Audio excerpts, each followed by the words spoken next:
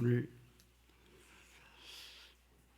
기도원에 대한 말씀을 함께 하면서 건너뛴 장면이 있습니다. 그것은 기도원을 통해서 메뚜기 같은 바다의 모래알 같은 수많은 미디안이라고 하는 엄청난 군대를 기도원이 300명을 가지고 그 엄청난 군대를 물리치고 승리했던 장면, 지난 기도원 목장 헌신 예배 때 기도원 300명 용사에 대해서 말씀한 적이 기억나서 이 대목은 제가 건너뛰었습니다.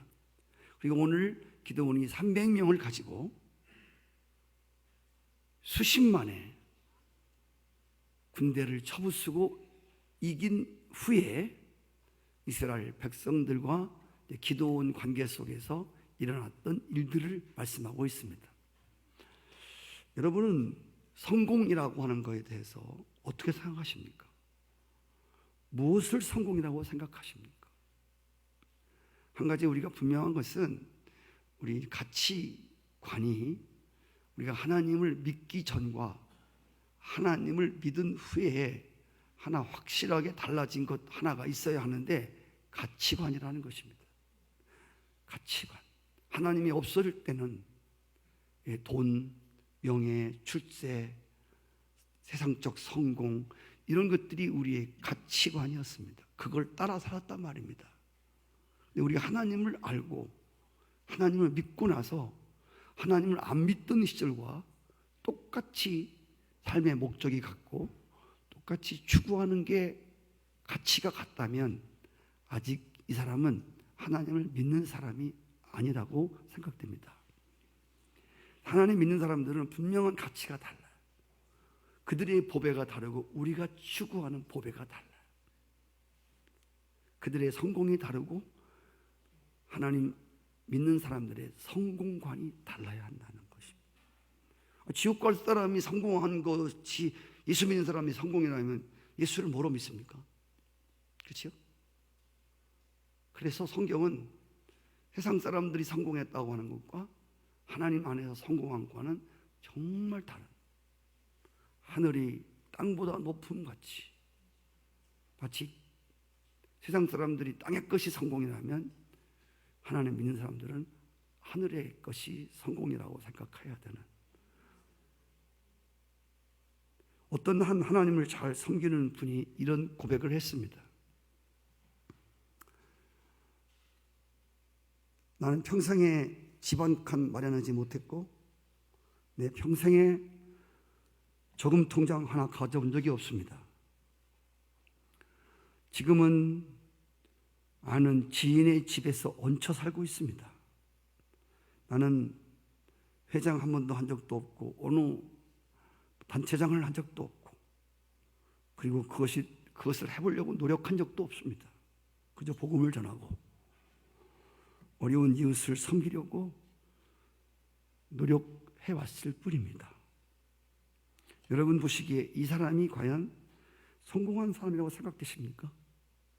평생 살면서 집 한 채도 장만하지 못하고 저금 통장 하나도 없고 적금도 하나도 없고 다른 사람의 집에 얹혀 살고 있는 이 사람, 여러분 성공했다고 여러분이 그렇게 생각할 수 있냐고 말입니다. 이 말을 한 사람은 노벨상의 버금가는 템블턴 상이라고 하는 상을 수여한 테레사라고 하는 수녀입니다.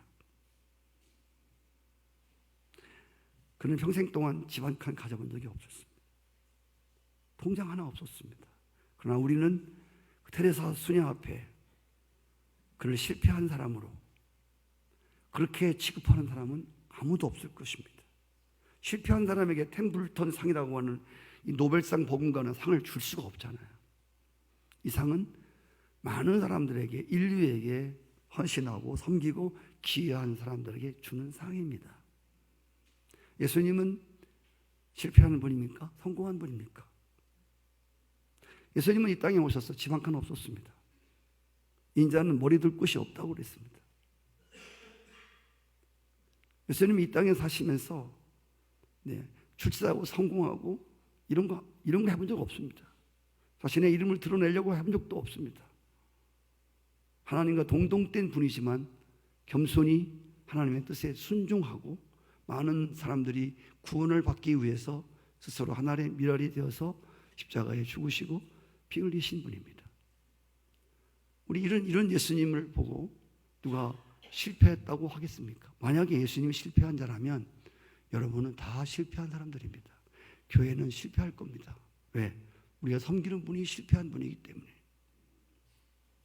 그래서 어떤 이단에서는 예수는 십자가의 죽음으로 실패한 자다, 그의 구원은 실패작이다라고 하는 이단도 있습니다.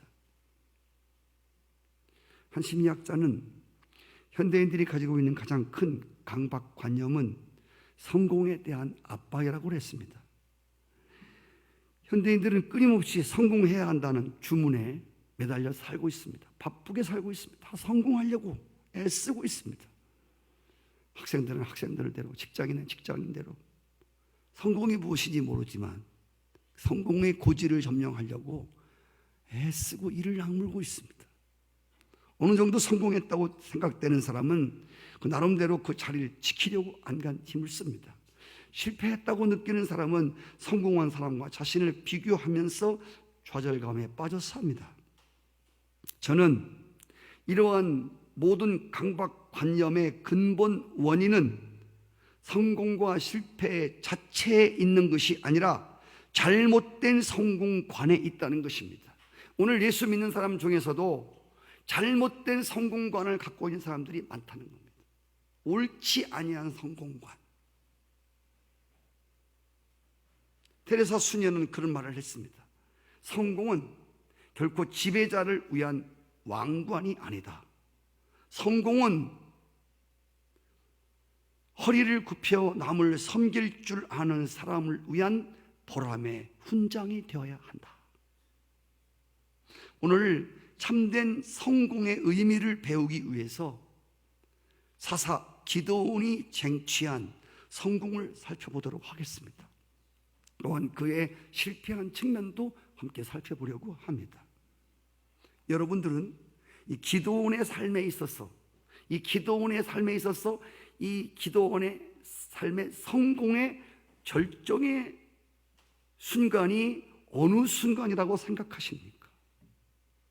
많은 사람들이 300명을 가지고 메뚜기 떼처럼 많은 미디안 사람들과 대결해서 큰 승리를 거둔 때, 그리고 사람들 앞에 환호를 받는 때, 이때가 기드온 생의 최고의 성공의 절정이라고 생각하는 사람들이 많습니다.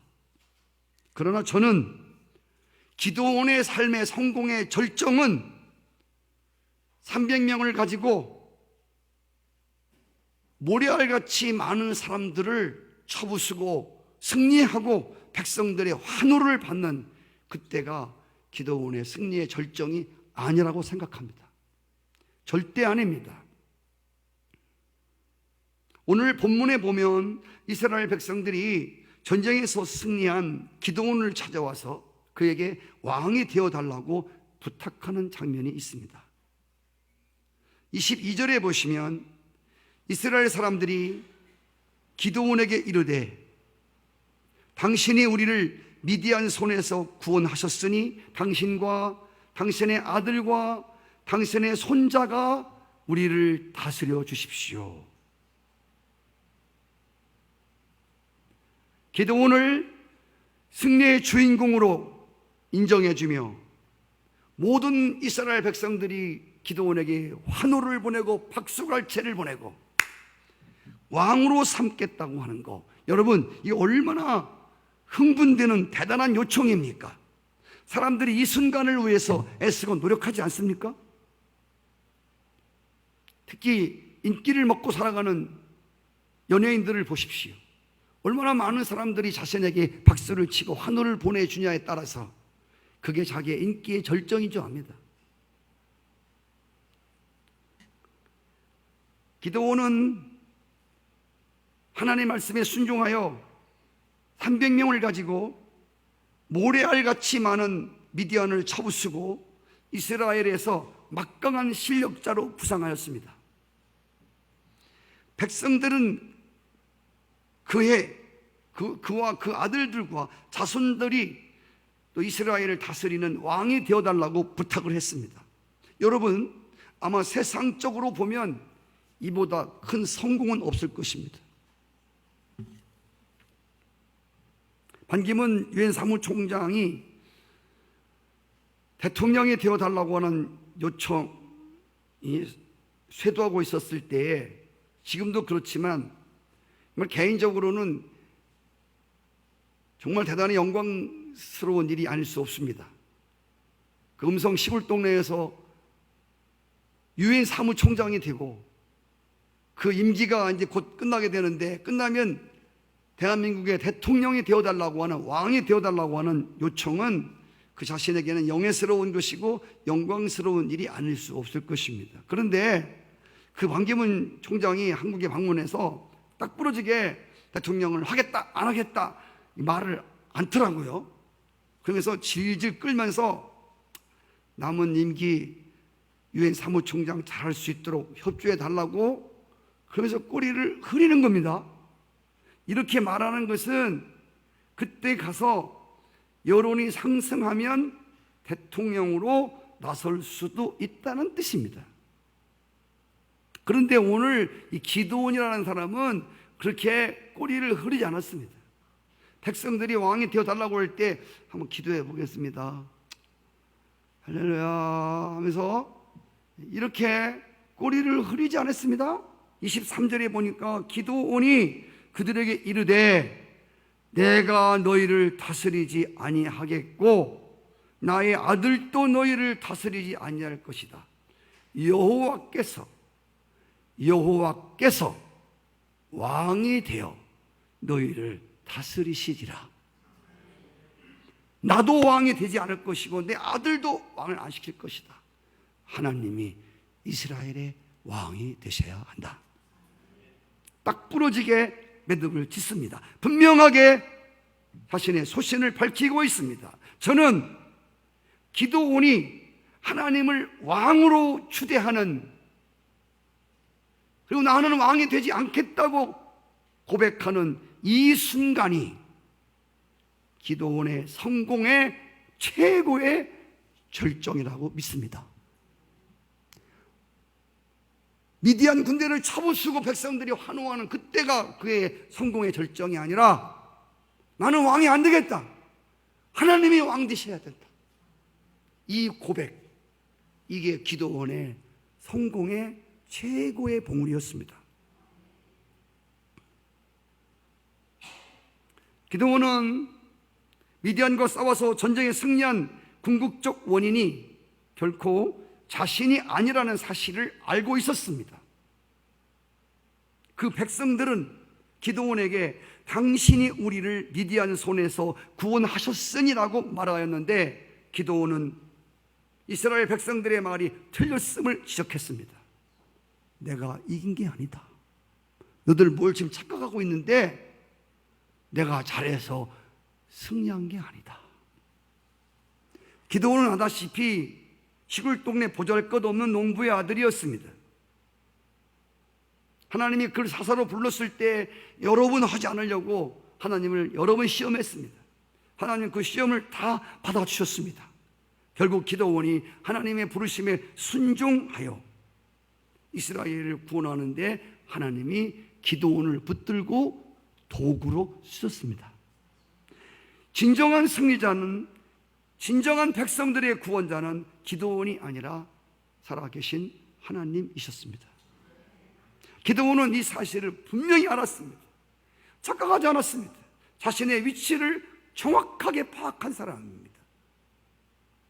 저도 목회를 조금 오래 했지만 제가 젊어서 이런 설교를 하면서도 조차도 내 안에 성도들로 하여금 인기와 성도들이 저를 알아주기를 바라는, 조금만 잘못하면 성도들이 나를 알아주기를 바라는, 하나님을 바라보라고 하면서도 은근슬쩍 하나님의 영광을 그래도 15%, 17%, 9%, 5% 떼먹으려고 하는, 사실 이런 것들이 제 안에 늘 있었습니다. 제가 이제 목회 말년을 들어서면서 쭉 목회하는 삶 현장을 돌아보면서 이런 것들이 얼마나 잘못되고 얼마나 교만하고 얼마나 하나님을 하나님 되지 못하게 하는, 하나님의 영광을 영광 되지 못하게 하는 것인가를 하나님이 자꾸 보게 하십니다. 이런 걸 미리 보지 못하다가 갑자기 은퇴한 목사님들이 만명교회를 해놓고 교회를 엄청나게 크게 때려쳐 놓고도 후회하고 눈물을 흘리는 게 이래서 흘리는 겁니다. 은퇴하고 나서 깨닫는 거예요. 네가 안주하냐? 죄송합니다. 오늘 오후 예배가 없기 때문에 제가 조금 말씀을 드리겠는데, 제가 우리 장로님 댁에, 장로님이 지금 많이 힘드셔서 신방을 해달라고 그래서 제가 우리 이제 장로님 신방을 갔습니다. 이 장로님이 예배가 마쳤는데, 장로님이 거기 많은 사람들이 모였는데 간증을 하시겠다는 거예요. 저는 제가 지금까지 장로님이 이렇게 간증한다고 하는 소리를 제가 들어본 적이 한 번도 없거든요. 근데 간증을 하시겠다고 하면서 우리 원태진 장로님께서 간증을 하시는 거예요. 한 주간 동안 죽을 것 같이 기력이 쇠하고 하나님 이제 불러가시려고 하는 그런 예감이 막 오는 거예요. 그래서 그냥 다 싫은, 돈도 싫고 자식도 싫고 아무것도 싫고 음식도 싫고 땅의 것도 보는 것도 싫고 자연도 싫고 전부 싫고 계속 울음만 나오는 거예요. 계속 울기만 하시는 거예요. 그런 간증을 하시는 거예요. 그러면서 전에 정유동에 계실 때 비가 오나 눈이 오나 우비를 쓰고 애들 길 교통 신호 해드리고 호루라기 부르시면서 늘 봤거든요. 그리고 노인 회장년도 하시고 노인 회관에 그들을 섬기시고, 그런데 이렇게 기운이 빠져서 토요일날 죽었으면 좋겠다 하고 계속 회개만 시키시는데, 어느 날 성령이 감동을 주시면서 속에서 말씀하시대요. 야, 너 교통 정리하고 너 비 올 때 그거 나 위해서 한 거 아니야. 네가 얼마나 어려운가를 드러내기 위해서 한 거야. 너 나하고 아무 상관없어. 너 노인 회장하면서 너 노인들 섬긴 거 나하고 아무 상관없어. 너 네가 얼마나 좋은 사람인가를 보여주려고 너 한 거 아니야. 나하고 아무 상관없다. 그렇게 성령으로 말씀하시더라는 거야. 눈물이 계속. 그리고 사람이 영원히 떠날 때는 알게 돼요. 내가 하나님 나를 불러갔을 것 같은데 막 말씀하시는 거야. 너 네의 삶을 돌아봐라. 너 네가 얼마나 어려운가를 드러내려고 한 짓이지 나 위해서 한 거야? 막 이런 게 오면서 하염없이 눈물을 흘리십니다. 그리고 제가 신방을 가서 아무것도 잡수지도 못하고 토요일 날 불러가려나 금요일 날 불러가려나 주일은 넘겨야 되는데 이런 생각을 하시면서 하나님이 계속 해결시키시는 거예요. 계속 눈물만 쏟아지게 하시고,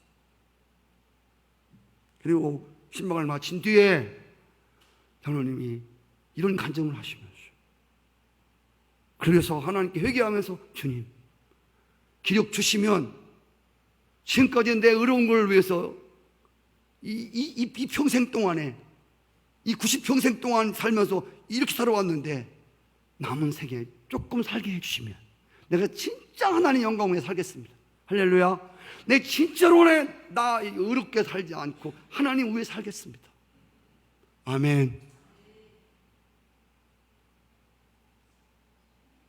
저리 사시다가 돌아가신 사람들이 아우 그 어르신네 비가 오나 안 오나 그 애들 그 교통신호하느라고 수고하신 분이야. 아이고 무궁훈장 받으신 분이고 아이고 노인회 회장도 하시고 아이고 좋으신 분이야.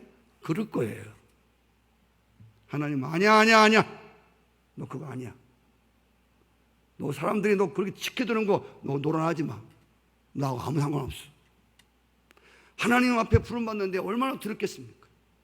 현신의 권사라는 분이 신의 은사를 가지고 얼마나 많은 사람을 고쳤습니까? 잠깐 동안 하나님 그 영혼이 하나님 나라 갔습니다. 너 저 현신회입니다. 몰라. 너 저를 모르십니까? 난 누군지 모른다. 내가 주님의 이름으로 그런 많은 사람을 병 고쳤는데. 몰라. 다 너 위한 거 아니야. 너 드러내려고 하는 거 아니야. 그래서 하나님 앞에서 싹싹 빌고 한 번 지상에 보내주시면 진짜 하나님 영광에 사겠습니다. 그리고 현신의 권사가 깼다잖아요. 영혼이 돌아와서. 그리고 이제 병 고쳐도 정말 겸손하게 주님이 하셨습니다. 그리고 속으로 나도 했어. 이렇게 하나님의 영광을 떼먹지 아니하고. 할렐루야. 여러분, 수많은 병자를 고치고 호루라기를 불면서 자러 가시오, 오러 가시오. 자, 나 봐. 얼마나야, 나이 먹고 얼마나 이런 일을 하고 있는가. 잘 봤지? 이거는 원진이 장로님의 아름다운 절정의 모습이 아니라고 말입니다.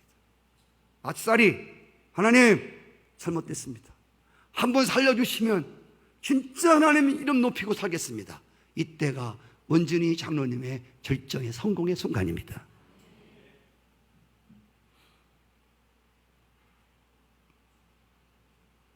기드온은 하나님이 도우셔서 전쟁에서 승리할 수 있음을 알았습니다. 그래서 하나님의 영광을 절대로 가르치지 않았습니다. 성도 여러분, 여러분과 제가 하나님 앞에서 내가 어떤 존재인가를 바르게 깨닫는 하나님의 은혜가 임했으면 좋겠습니다.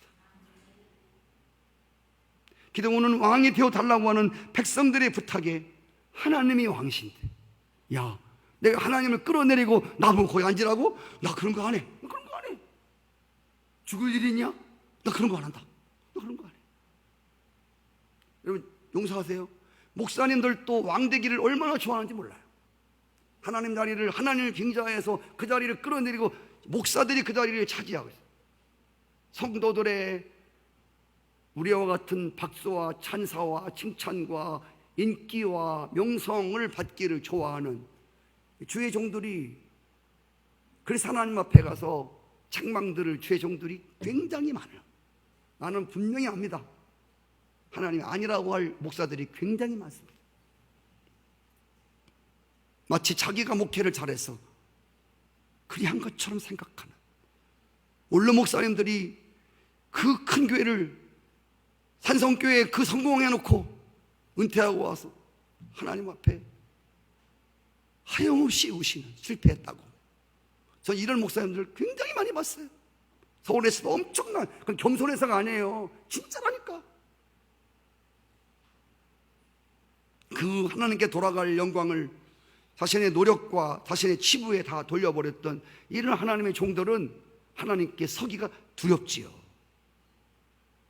성도 여러분, 진실로 살아계신 하나님이 우리를 다스리는 왕 되셔야 돼요.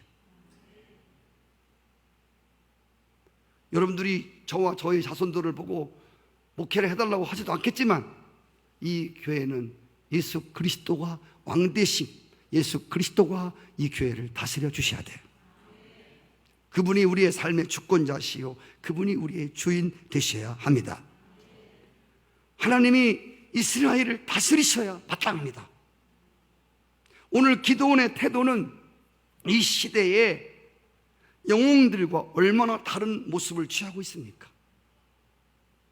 오늘 기드온이 성공을 거둔 태도를 다음 두 가지로 정돈해 보겠습니다. 기드온은 성공을 지배의 욕구에 두지 않았습니다. 성공의 기반을, 많은 사람들은 뭐를 많이 취하면, 돈을 많이 벌면, 집을 많이 가지면, 땅을 많이 가지면, 높은 자리에 앉으면 그게 성공했다고 하잖아요. 어떤 높은 자리에 오르거나 뭘 많이 이렇게 움켜쥐면 그걸 성공이라고 하잖아요. 기드온은 전쟁에서 크게 승리한 것을 내세워서 자신의 욕망을 채우려 하지 않았습니다. 그는 자신이 부족함에도 불구하고 주님께 쓰임 받았다는 것만으로 감사하고 하나님께 모든 영광을 기꺼이 돌렸습니다. 기드온은 백성이 왕이 되어 달라고 부탁하는 것을 그냥 받아들인다고 해도 세상적으로 그를 나무랄 자 없었습니다. 왜? 세상 사람들이 보기에는 기드온이 한 것 같이 보이니까. 기드온이 300명을 가지고 앞에서 막 지휘하니까 기드온이 잘한 것 같잖아요. 그래서 기드온이 왕 되는 거 뭐 당연한 거 아니에요? 하지만 기드온은 하나님이 승리한 사건을 가지고 자신의 명예와 자신에게 돌아올 영광에 관심이 없었기 때문에 성공을 이유로, 주님이 성공케 하신 이유로 세상 권세를 탐하는 미혹을 받지 않았다는 것입니다. 이스라엘 초대 왕은 사울 왕이었습니다. 그러나 하나님에 의해서 왕이 된 사람입니다. 그가 왕이 되어서 아말렉 사람들과 전투를 벌이는데 하나님이 말씀하셨습니다. 너 이번 전투에 승리할 거다. 그러니 자신 있게 싸워라. 그런데 한 가지 부탁이 있다. 너 이번 전쟁에 승리하면 아말렉 족속은 너들 두고두고 눈에 가시가 되니까 짐승 한 마리, 어린 아이 하나 살두지 마라. 싹 죽여라. 모조리 죽이고 불태워라. 근데 사울 왕이 전쟁에서 하나님 말씀대로 승리했습니다. 그리고 승리를 거두자마자 아말렉 사람들에게서 아주 살찐 통통한 이러한 짐승들을 모조리 끌어왔습니다. 그리고 왕궁 뒷뜰에다가 그걸 묶어두었습니다. 근데 여러분, 뒷뜰에다가 묶어두어도 죄는 드러나는 겁니다. 사무엘의 선지자에게 들켰습니다. 왕이시여, 저 왕궁 저 뒤에서 나는 짐승 소리는 무슨 소리입니까? 그러니까 얼마나 뜨끔했겠습니까? 하나님이 다 죽이라고 했는데. 그때에 이 사울 왕이 이렇게 거짓말 시킵니다. 저거요, 하나님이 승리케 하셔서요, 하나님께 제사를 드릴 때 제물로 쓰려고 좀 살찐 것 좀 잡아왔습니다 하고 슬쩍 넘어가려고 했습니다. 그런데 사실은 성경에 보면 하나님께 제사를 드리려고 하는 게 아니라 전쟁에서 자기가 승리한 것처럼 자기의 승리의 기념비를 세우고 백성들의 마음을 훔치기 위해서, 내가 이렇게 훌륭한 왕이야, 봐, 전쟁 자신을 위한 승전 기념비를 세우고 잔치를 벌일 때 백성들을 먹이려고 내가 이렇게 인자한 사람이야, 내가 이렇게 베풀 줄 아는 왕이야, 이걸 드러내기 위해서 잡아온 겁니다. 하나님은 그 중심을 정확히 보셨어요. 하나님은 사람을 보지 않잖아. 외모를 보는 거, 중심을 보시잖아요. 그래서 주님께서 말씀하시기를 내가 사울 왕 세운 것을 후회한다. 그리고 그를 피하시고 당신의 마음에 합당한 다윗을 세워서 그 왕위를 오르게 하셨습니다. 성도 여러분, 하나님의 도움과 하나님의 은혜로 축복을 받고 승리하고 성공을 거두었음에도 불구하고 사탄은 하나님께 돌아갈 영광을 자꾸 사람들이 받도록 부추긴다 말입니다. 성도 여러분, 기드온은 그런 부추김에 놀아나지 않았다는 말입니다. 할렐루야. 그리고 두 번째, 기드온은 승리의 무대에서, 성공의 무대에서 주님을 높이고 미련 없이 떠날 줄 알았습니다. 오늘 이 기드온의 모습을 통해서 우리는 세례 요한이 보여준 감동적인 장면을 연상시켜 줍니다. 세례 요한은 오실 메시아를 증거하며 오실 메시아의 길을 닦는 일을 한 사람입니다. 드디어 예수 그리스도가 등장하자 세례 요한은 그 당시에 많은 사람들이 세례 요한을 좋아했습니다. 많은 사람들이 세례 요한을 따랐습니다. 그가 메시아인 줄 알았어요. 엄청난 대인기였습니다. 근데 예수님이 딱 뜨니까 세례 요한은 미련 없이 뒤로 물러났습니다. 그리고 자신을 따르던 사람들에게 이렇게 말했습니다. 요한복음 3장 30절, 그는 흥하여야 하겠고 나는 쇠하여야 하리라. 여러분, 제가 물을게요. 여러분 흥하는 게 좋아요? 여러분 쇠하는 게 좋아요? 여러분의 이름이, 여러분의 삶이 흥하는 게 좋아요? 쇠하는 게 좋아요? 오늘 세례 요한은 예수님은 흥하여야 되겠고 나는 쇠하여야 하리라. 세례 요한의 임무는 예수님을 등장시키는 거예요. 예수님이 등장하자 결코 쉬운 일은 아니었지만 그는 깨끗이 물러났습니다. 자기를 쫓던 모든 사람들을 모두 다 예수님을 쫓도록 만들었습니다. 자기를 좋아하던 사람들을 모조리 다 예수님께로 보내줬습니다. 그리고 그 역사의 뒤안길에 그냥 쓸쓸하게 사라졌습니다. 여러분, 우리가 영화나 연극을 보면 주인공이 있고 그리고 많은 엑스트라가 나오고 그리고 거기에 또 조연 배우가 나온다고 그랬죠? 여러분, 엑스트라하고 조연 배우가 하는 일은요, 주인공을 잘 드러내는 일을 하는 거예요. 그래서 제가 이쁜 꽃 대가 자꾸 사진 찍으려고 하지 말라니까. 여러분, 사진을 찍으면 누가 주인공이 돼야 돼요? 꽃이 배경이 돼야 되고 여러분이 주인공이 돼야 하잖아. 근데 여러분이 제일 솔직히 말하면, 물론 꽃보다 사람이 귀하다고 하지만 이 꽃보다 이쁘지 않잖아. 여러분 모습을 거울에 비춰봐서 잘 모르세요? 그럼 그 이쁜 꽃 옆에 가서 이렇게 찍으면 주인공이 꽃이 되고 여러분은 엑스트라가 되는 거예요. 그래서 이쁜 꽃 앞에 가서 사진 찍기를 좋아하지 말고, 찍으려면 시들시들한 데 가서 찍으면 여러분들이 드러나지. 그 배경을 좀 잘 삼으시라고. 그래서 이 엑스트라와 조연 배우들은 주인공을 드러내주는 거야. 사랑하는 성도 여러분, 오늘 교회 안에는 목사도 있고 장로도 있고 여러 사람들이 있습니다. 여러 종류의 직장인들이 있습니다. 잘난 자 못난 자 많은 이들이 있습니다. 여러분들이 누구냐면, 여러분들의 임무가 뭐냐면 주인공이신 예수 그리스도를 드러내는 거야. 그래서 교회가 있는 거예요. 교회는 절대로 목사를 드러내는 곳이 아니에요. 아멘.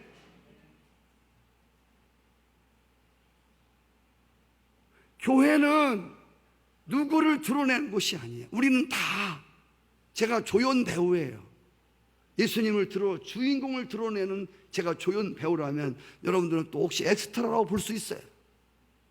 그래서 우리는 할 수만 있으면 우리의 하는 일을 통해서 그분이 주인공이심을 드러내셔야 돼요. 할렐루야.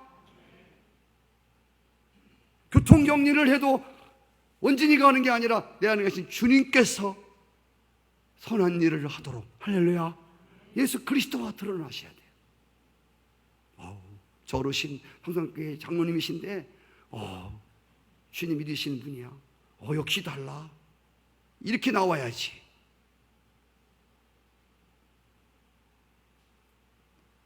사도행전에서 만날 수 있는 바나바의 모습도 기도원 모습과 비슷합니다. 성도 여러분, 바나바는 어느 날 일꾼 한 사람을 발견합니다. 그 삶의 역사를 뒤흔들 어떤 위대한 가능성이 꿈틀대고 있음을 보았습니다. 그 사람이 바로 사울입니다. 바나바는 아직도 사울의 회심에 대하여 믿지 못하는 사람들을 설득하고 이 사울의 신원을 보증해 주었습니다. 그리고 바울과 함께 안디옥 교회에서 함께 사역을 했습니다. 여러분, 사도행전을 읽다 보면 전반부는 언제나 바나바와 사울 이렇게 나옵니다. 바나바와 사울, 바나바가 앞에 나와요. 성경은 앞에 나오는 사람들이 사실 굉장히 주역 인물입니다. 그런데 사도행전 후반부에 가보면 거꾸로 사울과 바나바 이렇게 나와요. 바울이 바나바보다 더 중요한 위치에 있음을 암시해 주는 것입니다. 이제 초대교회 성도들은 바나바가 아니라 바울을 주목하기 시작합니다. 그런데 바나바는 불평하지 않았습니다. 아니, 누가 사울을 전도한 사람인데, 누가 사울을 내가 했는데 내 인기는 떨어지고 자꾸 사람들이 바울을 주목하기 시작합니다. 여러분 잘 보세요. 근데 이 바나바라는 사람은 그것 때문에 불평하지 않았습니다. 유감을 표시하지 않았습니다. 자신을 통해서 이루신 그저 하나님의 뜻을 기뻐했을 뿐입니다. 바나바는 바울이 하나님의 손에 붙들려서 영광스럽게 사용되는 것을 바라보면서 하나님을 찬양하면서 무대 저편으로 깨끗이 사라졌습니다. 할렐루야. 제가 이 말씀을 드릴까 말까 하다가 지금 이걸 중요한 것은 아니지만 제가 평상시 생각하고 있던 것은 뭐냐면, 목회하다가 목회를 은퇴하신 목사님들이 계십니다. 저의 이야기도 되겠습니다마는, 그러니까 후임자가 오면요 깨끗이 물려줘야 돼요. 그리고 그 교회를 떠나셔야 돼요. 거기에 주저앉아갖고 뭐 원로 목사님 하면서 뭐 축도에 쌓고, 이건요 후임자가 목회하는데 막대한 지장을 주는 거예요. 지혜롭지 못한다고 개인적으로 생각합니다. 다 옳다고는 볼 수 없지만 적어도 제가 생각할 때는 후임자한테 싹 물려주고, 잘했든 못했든 간에 넘겨주면 들어가야지. 뭐 축도해주고 뭐 해주고, 꼭 정말 교회가 필요해서 뭐 한 달에 한 번씩이나 1년에 한 번씩이나 뭐 불러서 설교하는 건 가능할 수 있겠지 모르겠지만, 거기 죽치고 앉아서, 죄송합니다 표현이지, 그런데 얼마나 부담되겠어요. 그리고 교인들이 젊은 목사들을 좋아하면 또 이 사모하고 또 이 노인네가 얼마나 또 질투가 많습니까? 어린애기처럼. 저것들이 이제 나를 안 좋아하고 이제 새로운 목사를 좋아하네, 저게. 어이구, 저것들. 그리고 폐가 생기고 깨지고, 여러분, 원로 목사, 신목사 폐가 생기고, 그래서 교회가 어려워지는. 얘 인간이에요, 인간. 지가 노력했나? 안선희 목사가 목회했나? 지가 목회자였어. 지가 다 한 거야? 사모가 한 거야? 목사가 한 거야? 물론 하나님이 쓰셨지만, 그리고 새로운 목사에게 물려주고 깨끗이 물러가야 돼.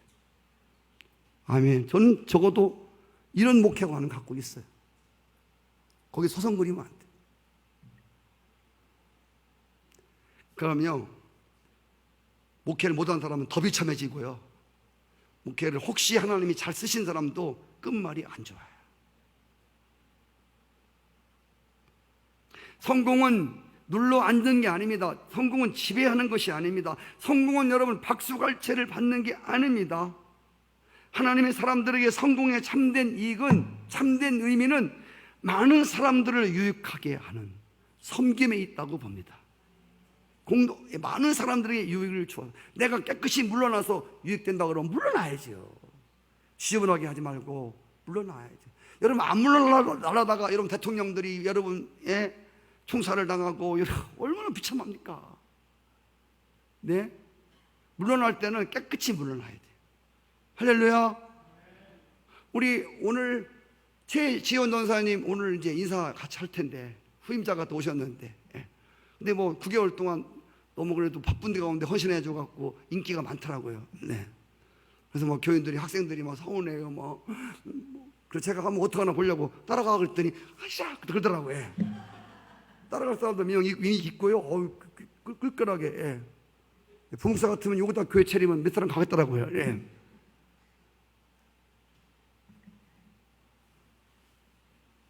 후임자가 후배래요. 누군지는 모르겠지만 이제 뭐 하나님 안에서 기도해 드려야죠. 잘하나 못하나 짜려보면 안 되고. 자, 최 전사님 할렐루야. 열심히 하셨는데 깨끗이 물러가고, 할렐루야.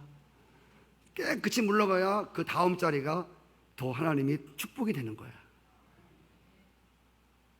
그렇게 듣기가 거북한지 모르겠지만 이게 바로 기도원이 한 일이에요. 이게 훌륭한 사람들이 한 일이에요.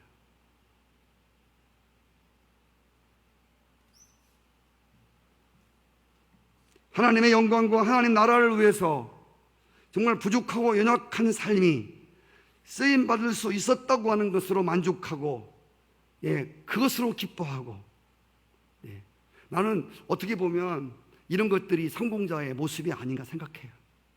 나 같은 걸 써주신 거에 대한 감사. 할렐루야. 나 같은 것들을 불러서 부족하지만 하나님이 그만 쓰셔도 되는데 끝까지 써주신 거에 대한 감사. 할렐루야.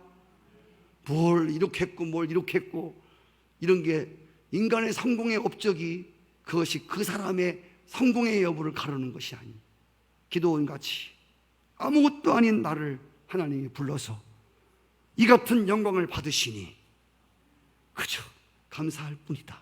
나는 그게 그리스도 안에서 성공한 사람들의 마음의 자세라고 봅니다. 하나 또 덧붙여서 간단하게 드리고 끝나겠는데, 기도원의 실패인데, 그런데 불행하게도 이런 기도원의 생애는 성공이 아니라 오늘 말씀에 보면 실패로 끝났습니다. 이 사실이 우리를 씁쓸하게 합니다. 기도원의 실패의 사건의 주역이 뭐냐면 바로 에봇 사건입니다. 24절에 보면 기드온이 왕이 되기를 사양한 뒤에 백성들에게 한 가지 요청을 합니다. 기드온은 미디안 사람들에게 탈취한 귀고리를 달라고 했습니다. 모든 백성들이 자신이 빼앗은 금 귀걸이뿐 아니라 각종 폐물을 기드온에게 갖다 바쳤습니다. 기드온은 그거 갖고 뭐 했냐면 에봇을 만들었습니다. 여러분, 에봇이 뭐냐면요, 그 제사장들 옷에다가 조끼처럼 겉에다가 입는 옷이에요. 그 옷을 금을 쳐서 만들었단 말입니다. 이 에봇에는 호주머니 2개가 있습니다. 그 호주머니 2개에다가 돌 2개를 담아요. 그것이 둠빔과 우밈이십니다. 둠빔과 우림. 둠빔과 우림이라고 하는 돌을 2개를 담아갖고 하나님의 뜻을 모를 때에 이 돌 2개를 가지고 하나님의 뜻을 묻는 거예요. 여러분, 이게 바로 에봇인데 이 옷을 하나 만들었어요. 기드온은 미디안과의 전쟁에서 승리한 것이 자신의 전략이나 지혜나 용맹 때문이 아니라 하나님의 인도하심 때문인 것을 알았다고 그랬죠. 아마도 전쟁을 치르면서 여러 번 이 에봇의 운빔과 두밋을 사용했을지 모르겠습니다. 순간순간 하나님의 은혜와 자비하심을 느꼈습니다. 그런데 이 기드온은 이 사실을 기념하고 싶었어요. 그래서 전쟁에서 가져온 이 긴 귀고리를 다 쳐서 금으로 만든 에봇을 만들어서 제사장에게 입히고 그걸 두고 하나님이 늘 그때그때마다 하나님 뜻을 바르게 알게 하셔서 하나님의 지혜로, 하나님의 전략으로 큰 승리를 했다고 하는 것을 자신뿐 아니라 자신의 후손에게도 계속 알리고 싶은 거예요. 그리고 이스라엘은 하나님이 항상 다스리시고 왕 되셔야 한다고 하는 것을 그 후손들에게 알고 싶어 하는 거예요. 좋은 목적을 가지고 이 금 귀걸이로 에봇이라고 하는 겉옷을 만든 거예요. 성도 여러분, 기드온이 에봇을 금을 쳐서 만든 것까지는 문제가 없었습니다. 후손들에게 하나님의 역사를 기억하게 하고 하나님의 뜻대로 살고 그분의 인도를 받기 위해서 이런 일을 한 것까지는 잘한 겁니다. 문제는 기드온이 에봇을 만든 것이 문제가 아니라 이 에봇을 통해서 후손들에게, 자손들에게 하나님의 역사를, 하나님의 뜻을 가르치고 전달하려고 했던 교훈이 잘 전달되지 않은 거예요. 성도 여러분, 어떤 상징이나 기념물보다 중요한 건 그 내용입니다. 비석이 중요한 게 아니라 그 내용이 중요하거든요. 상징이나 기념물을 세우면서 그 상징물이 내포하고 있는 교훈이 전달되지 못할 때 그 상징은, 기념물은 잘못하면 우상이 되는 거예요. 그래서 오늘 성경에 보시면 이 이스라엘 사람들이 기드온이 만든, 금으로 만든 에봇을 음란히 섬긴 거예요. 우상처럼 섬긴 거야, 그걸. 이걸 통해서 하나님의 뜻을 묻고 하나님의 바르게 섬기고, 이걸 하기 위해서 에봇을 만들어 놨더니 거기다가 절하고, 그게 마치 하나님이 되어버린 거예요.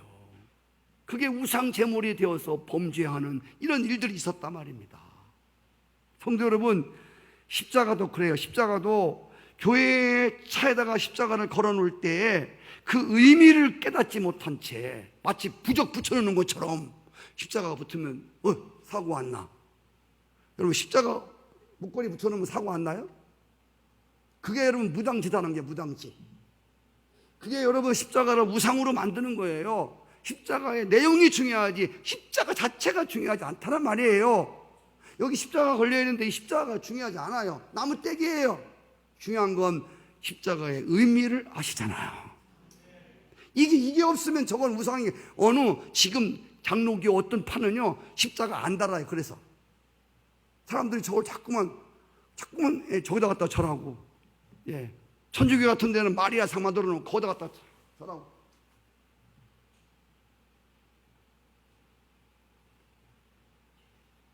구리뱀 사건도 언제요? 구리뱀 사건이 이스라엘 백성들이 불뱀 물려 죽을 때 모세를 통해서 구리뱀 달아놨잖아요.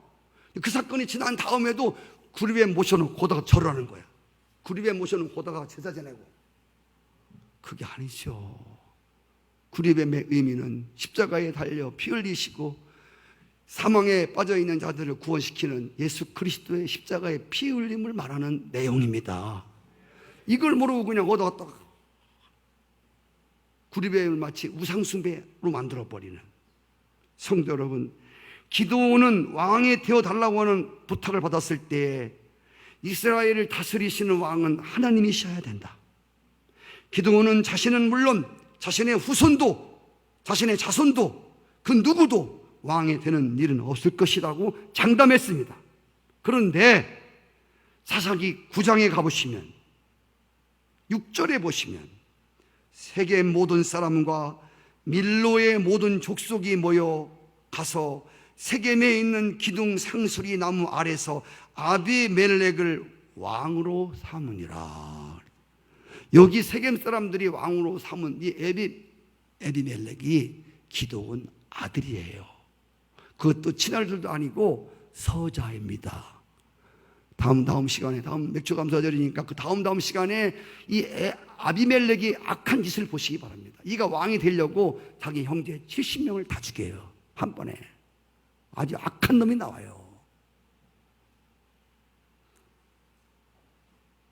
아비멜렉은 아버지 기드온의 뜻을 전혀 이어받지 못했습니다.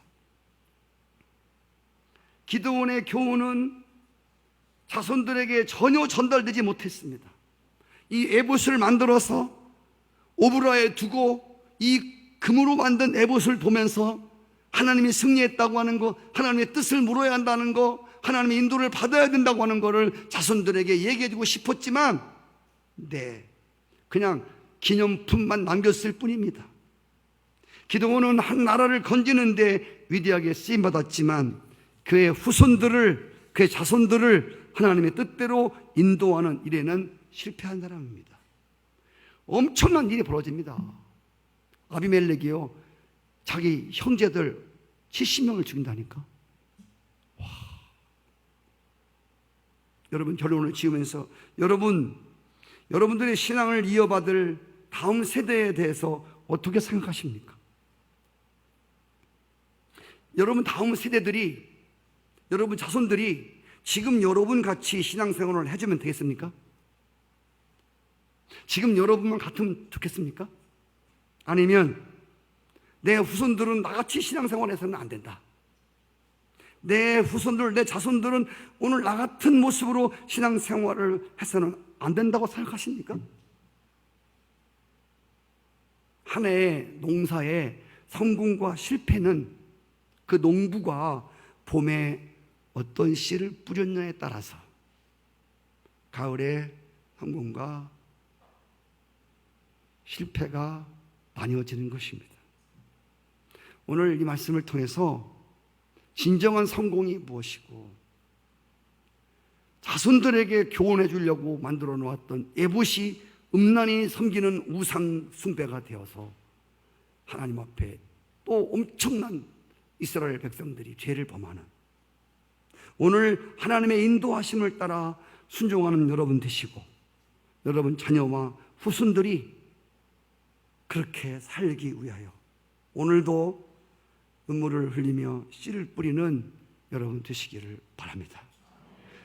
여러분들도 여러분의 노력과 공력을 내세우며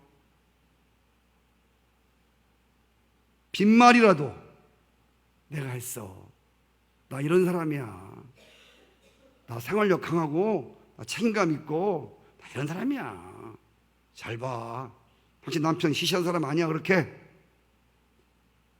여보, 나 그런 사람 아니에요. 나 먹고 살기 위해서 희생하고 아등바등하는 사람이에요. 성도 여러분, 여러분이 어떤 모습이든지 간에 여러분 왕자리 앉지 않기를 축복합니다. 여러분 아들, 딸들이 기도원같이 나와 내 아들들은 결코 주인의 자리에 앉지 않습니다. 내 삶을 좌지우지하는, 나의 삶을 지배하는 왕의 자리에는 결코 올라가지 않기를 축복하고, 여러분 자손들에게도 다른 건 몰라도 하나님이 너의 왕 되셔야 된다.